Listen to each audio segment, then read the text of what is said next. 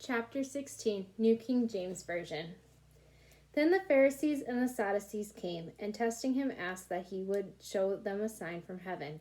He answered and said to them, When it is evening you say, It will be fair weather, for the sky is red. And in the morning it will be foul weather today, for the sky is red and threatening. Hypocrites, you know how to discern the face of the sky, but you cannot discern the signs of the times. A wicked and adulterous generation seeks after a sign, and no sign shall be given to it except the sign of the prophet Jonah. And he left them and departed. Now when his disciples had come to the other side, they had forgotten to take bread. Then Jesus said to them, Take heed and beware of the leaven of the Pharisees and the Sadducees. And they reasoned among themselves, saying, It is because we have taken no bread. But Jesus, being aware of it, said to them, O you of little faith, why do you reason among yourselves because you have brought no bread? Do you not yet understand or remember the 5 loaves of the 5,000 and how many baskets you took up?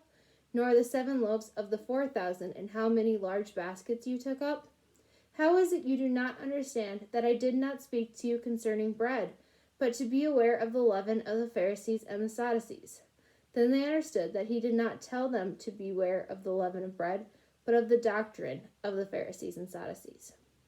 When Jesus came into the region of Caesarea Philippi, he asked his disciples, saying, Who do men say that I, the Son of Man, am?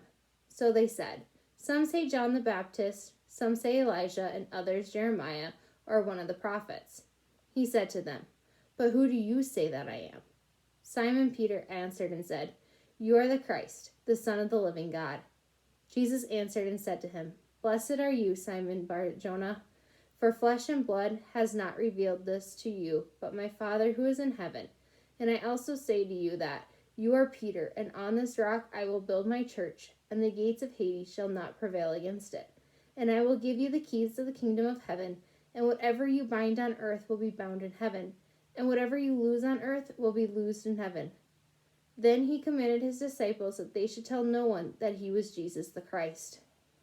From that time, Jesus began to show to his disciples that he must go to Jerusalem and suffer many things from the elders and chief priests and scribes, and be killed and be raised on the 3rd day. Then Peter took him aside and began to rebuke him, saying, Far be it from you, Lord, this shall not happen to you. But he turned and said to Peter, Get behind me, Satan, you are an offense to me, for you are not mindful of the things of God, but the things of men. Then Jesus said to his disciples, If anyone desires to come after me, let him deny himself and take up his cross and follow me. For whoever desires to save his life will lose it, but whoever loses his life for my sake will find it. For what profit is it to a man if he gains the whole world and loses his own soul? Or what will a man give in exchange for his soul? For the Son of Man will come in the glory of his Father with his angels, and then he will reward each according to his works. Assuredly I say to you, there are some standing here who shall not taste death till they see the Son of Man coming in his kingdom.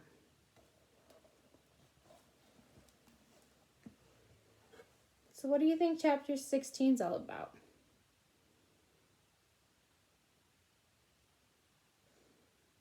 You have the warning of Jesus telling the disciples exactly who he is, and also foreshadowing what's to come when he goes to Jerusalem. Some people just weren't ready to receive it, where his followers were just in disbelief. And so the last part really struck me as far as the fact that if you want to save yourself here on earth and build a whole fortress or a lot of wealth, you'll end up losing your soul. And so it's better to give up every worldly possession so that way you can save your soul when you get to the kingdom.